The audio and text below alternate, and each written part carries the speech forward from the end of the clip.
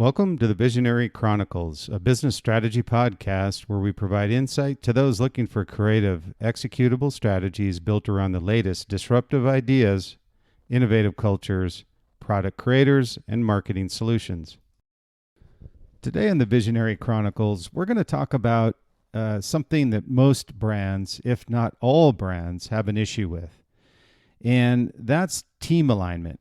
And specifically what I'm referring to is these three pillars of a brand that really run the engines of the brand. I call it this power triad in the book that I have coming up, The Visionary Brand. We talk about this in detail. It's called the power triad, which is at the top of that pinnacle is product, but then also connecting points between marketing and sales.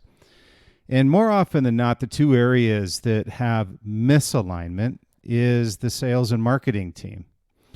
And so what we'll talk about today is really, how do you correct this alignment? And working with the brands that we do with LiquidMind, we work with both mid-cap, large cap, but we also work a tremendous amount of our time with these startup brands as well. And there's one consistent theme that we see with almost every single brand is this misalignment between marketing and sales, between needs, between wants, and strategies built around what the brand needs to do and what they're actually doing. So I felt it would be great timing for us to talk about this misalignment. And the reason for that is because of the growth in the D2C side of the business, the continual progression of where retail is going, and the support that they need from brands is really driven from the marketing side of the business. But strategically, in order to grow, develop, and build these channels, sales needs tools. They need a strategy. They need a vision from the marketing team. So we'll talk about this today and really get an idea of, how do we make this alignment a reality? And I kind of go back to what Steve had mentioned back when he was with Apple is, great things in business are never done by one person. They're done by a team of people. And this comes from probably the greatest visionary of all time. And so when you look at this alignment from a team perspective, this power triad that we talk about, and again, I talk about this in depth in my book, The Visionary Brand, but when you look at product, sales, and marketing, these three teams in particular with a brand have to be cohesive. They all have to be on the same page. They all have to be in alignment with the vision of what the brand stands for, what you're doing as a brand, and ensuring that whatever is needed is developed and worked in conjunction with one another. So when we look at statistics, let's look at how big of a problem this really is with companies and with brands. And what we find is anywhere from 85 to 90% of companies indicate a misalignment between marketing, sales on items and areas that we talk about, which are strategy, branding, creation. And so you're not alone if you think there's a misalignment with sales and marketing. When almost all the brands and companies we work with LiquidMind, we find that they feel they're isolated, that, hey, this is something that's unique to our company. But when we look at this, at over 90% of all companies have this issue, obviously there's a need to address it, to have improvements, and to have a process so it doesn't break down as you move forward in the progression of your company and brand. So with LiquidMind, we have clients, both large and small cap and startup I'd mentioned, but they face the same issues. And most, interestingly enough, don't recognize this misalignment or understand the process to improve the alignment. So as these brands continue to move to D2C, and everybody is going D2C, you see it with retailers, you see it with brands, you see it with services. Everybody wants a subscription service. Everybody wants to sell their product directly to consumers because of the bottom line contribution to margin. And retailers want a piece of that pie as well. So when you look at this D2C, the sales cycle becomes more tangible, but also more challenging. So when we look at this loyalty, this building of this consumer, this direct-to-consumer side of the business with your retailers, they're fighting for the same dollars. So what you have to do is bridge that relationship with them, ensuring that you're providing the same tools, you're providing the same vision to them, the same assets, the same branding you do with your company, and having alignment with them and balancing that relationship. So this alignment becomes even more critical to the company, both short-term and long-term. Because more often than not, when you look at a brand, and most brands that we work with have a wholesale side of the business and they have a D2C side of the business. Obviously, the D2C is where you like to see the bigger contributions, but at the end of the day, the brick and mortar will always be a very big part of a brand's success long term. So you want to make sure that both sales and marketing are in alignment. And the channel that we see, obviously, the biggest conflict is D2C, because that creates conflict not only with the sales team's retailers, but it obviously creates conflict with the sales team in general. So you want to make sure that you're balancing that. And so with most brands, you'll find these two functional areas run independent of one another when they should be working together and in parallel, assuring that the brand is in complete alignment across all channels and modes of communication. And when I say communication, it's an interesting one, because that's something that prior to T2C business really wasn't something that a brand focused on so much. They were looking at consumer facing, in-store, retail, POP merchandising, whatever it may be. That's the type of communication that they were used to. But now when you look at the community build, the loyalty curve of what you have in building a relationship with your consumer, it's critical that you're building your brand equity and also lifetime customer value. You want them coming back, purchasing your shoes again and again, your apparel again and again, whatever it may be in your service, and continuing to renew your subscriptions. So the types of communication and the value that you provide to your consumer needs to bridge that gap between your D2C business and your wholesale business. So again, I say this in the context of having been with so many brands.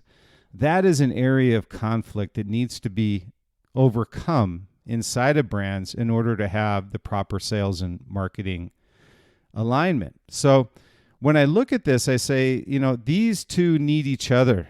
And as a result of conflict, there's frustration, inefficiency, and misalignment when they're separated and there's not proper alignment. So when we look at today with the Visionary Chronicles, one thing I wanted to address was, how do you correct this misalignment? What I find with almost every brand that we work with is that most don't know where to start. There's this wide gap between sales and marketing. Each feels that there is a definitive black and white line where one shouldn't cross the other. Now, while that's true, what you provide from a marketing standpoint to sales needs to be a tool to ensure their success long term. But you need to provide that vision, a strategy, content, collateral, whatever it is, to the sales team in order to ensure their success, and also by design the retailer's success.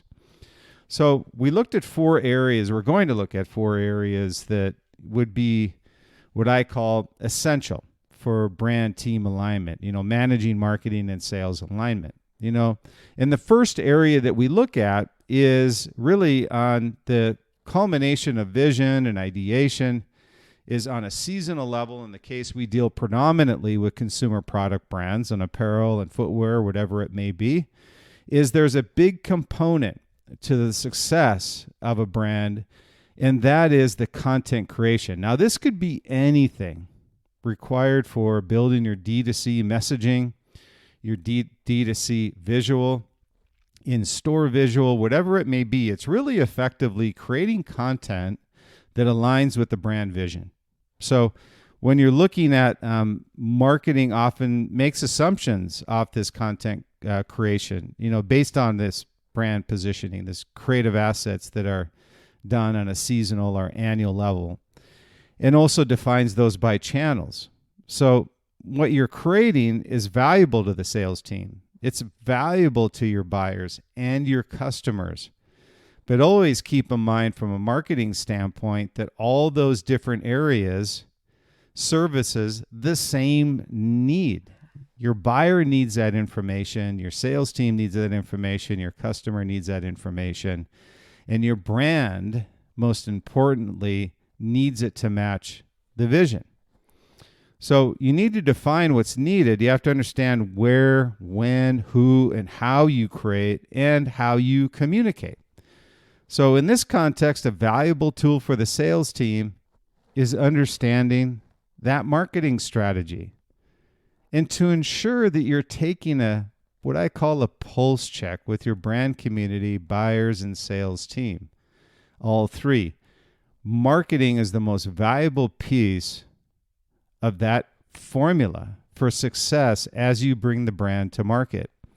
But at the same time, you need to understand, get outside the four walls of your company, outside of your brand. I've seen so many brands where they feel staying inside and closing what they think the brand should be versus what it is to the outside community. They need to ensure that they're talking with their community, that they're talking with their buyers, or talking with their sales team as input. Now, what I'll say is what comes out of that input is output. The output is a result of the marketing strategy and what they actually create. So many times what I see is this is a huge cause for conflict with marketing teams on sales side. Hey, it's not your job to create.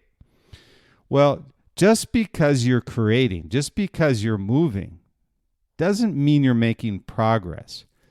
So that's why you want to make sure from a marketing standpoint that you are listening. Input is different than output. So get input from your brand community, the buyers, the sales team. You know what your vision is. Don't get offended by the fact that somebody's giving you input. It's not output. Output is marketing's area of responsibility. That doesn't change. So creating for the sake of producing is not a strategy. Moving does not mean you're making progress.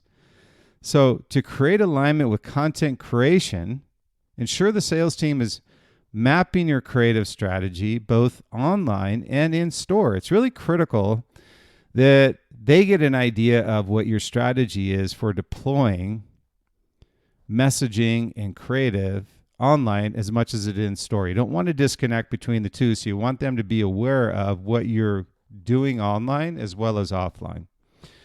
So providing your community with engagement with your content, finding something helpful beyond products. So these are all areas on content creation that what I find the biggest thing on content creation that causes friction is the fact that you're not producing common content across all channels, and the sales team is not in alignment with the tools that you're providing from a content standpoint. So have them involved on the input side, and you still have control from a marketing team from an output perspective, but at least the sales team knows and has had input on the front end to know that, hey, what comes out on the back end should be something useful to us and allow us to be successful as we continue to develop our retail channels. And the second piece of this is understanding need. More often than not, these two areas, these two functional areas, don't understand each other's needs. As interesting as that may be, it may be across the hall from one another, whatever it happens to be. Distance does not seem to correct failure and misalignment. So we want to make sure that you always start with marketing and end with sales. What I mean by that is that marketing has a strategy. They have a vision. They know how to position the brand. They're the ones that build the content and the creation and the strategy around how to bring the brand to market. So you want to make sure you're always understanding each other's needs, but you also want to make sure that sales is part of that process. So again, just because you create something doesn't mean it's an effective tool for the sales force. So to better understand that need, have the sales team provide regular input on tangible tools to make their lives easier and provide branding, tools, and communications to make your community life easier. So what you're doing is you're bridging that gap, providing tools and value beyond product to your community, but also the same tools that allow your sales team to provide tools and assets to your buyers and your retailers that by design offer that same value to their consumers. So it's kind of this chasm you're crossing between retail and marketing and sales that you want to make sure that you're in alignment with them, but creating something that's meaningful and something that is needed by your sales team. So understanding and balancing both of these is critical to marketing your brand and ensuring you maintain that equity and loyalty with both your sales team and your community. So understanding the need is the second point. The third piece is what I call mind merge. This is about having regular sessions with your sales teams, communicating marketing efforts, and applying the strategy daily builds trust with both organizations. Now, it doesn't have to be daily, but I've seen many brands that we work with where they don't communicate at all. They just put it out there. There's nothing that's actually been collaborative in nature, nothing that's actually been shown to the sales team as they progress through these programs and how these tools are going to benefit them in the channels that they're selling into. So merging ideas and concept with reality will bring the marketing strategy to a more tangible level to the sales team. So get them involved, but sales also understands their role in this process. It's not to create, it's to have input, and the output goes to the sale or the marketing team, but rather providing details on their needs. So unless you understand their needs, you can't figure out what the strategy is or what they actually need in order to improve bottom line revenue that, by the way, is paying your salary. So you want to make sure that you're providing the proper tools and the needs of the sales team. So do this mind merge with them on a regular basis. So you're in alignment with them. So when you create, there's no surprises, and it's actually something that helps them with their job. And the fourth is tool generation. And what I mean by this is that there's tools that are provided by the marketing team that by assumption are tools that are valuable to the sales team. And I say assumption because often these tools that are provided are intuitively provided by the marketing team without input from the sales team. So ensure marketing has laid out the tools, resources, and an integrated brand strategy to the sales team. Have them understand what you're doing, so that when it does come out, they know and can anticipate and can prepare properly through their sales meetings, to their buyers, and by design for in-store and what they're actually going to communicate on new products and brand strategy. So the sales team needs to be seamless with messaging to buyers and consumers. And this lead is driven by marketing. And what I mean by seamless is that regardless of where you're selling your product, the brand needs to be seamless. So making sure that you're in alignment with the tools that are generated to the sales team that are also the same tools, messaging, positioning, POP, merchandising, whatever it happens to be, the vision of the brand and the perception of the brand and the equity of the brand is seamless across every channel that you sell. And that seems simple, but I've seen so many brands that don't do it right. And the tools they're generating are built for D2C, but not necessarily for retail, and vice versa. So what you want to make sure of is, if there's no clear strategy, vision, or plan, you can imagine how quickly this alignment can break down. Frustration sets in and nothing gets done. So ensure you provide an online and offline marketing tools that can be used by both internal sales and external buyers or customers. And the brand, again, will always be driven by the vision of the brand, the strategy of the brand, positioning, whatever it happens to be. But that needs to ensure that everybody who's purchasing the product has those assets. So in conclusion, I'd say, when you look at these 4 areas of building this brand team alignment, managing marketing and sales, content creation, create the right stuff for the sales team to be successful and ensure they're in alignment with what you're creating. Again, input versus output. Understand their need, communicate with them as you build these tools, and have regular meetings, this mind merge I call. Have regular sessions with the sales teams. Let them know what's coming down the pipeline. They get excited by it. They don't want to deal with what you're dealing with. So make sure you're providing with them, but also feeling respected that they are part of that process. They understand their role. So make sure that you don't get offended by the fact that they want to give you some input. It's probably the best input you can receive outside of having a customer sit at your table. And the last is that tool generation. Make sure you're doing and building the right tools that are right for the brand and right for the channel and right for the sales team. So with this fast-paced digital world we live in, aligning with everyone inside of a brand is critical to the successful execution of the strategy. So, frustration and misalignment can be replaced by an authentic, genuine passion and excitement for what your brand's doing and has yet to accomplish. Together, lock arms, sales and marketing and product and everybody inside of the organization. You don't want to have conflict because that spreads through the bloodlines of the entire company. So lock arms with the teams, understand your shared needs and complement one another's strengths and work on your weaknesses to better the brand.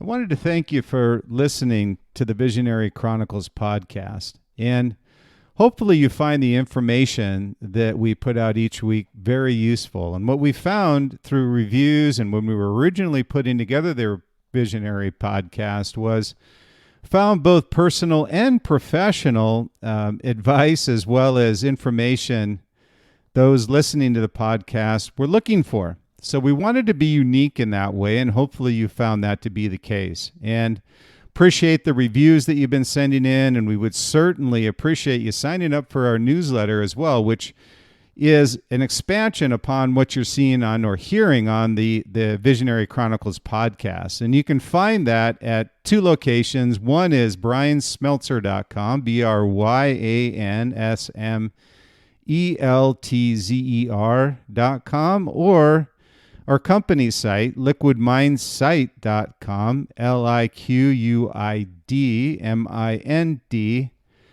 site, SITE.com. So we would appreciate any reviews, additional reviews, comments you may have. Sign up for the newsletter, and we look forward to talking with you next week.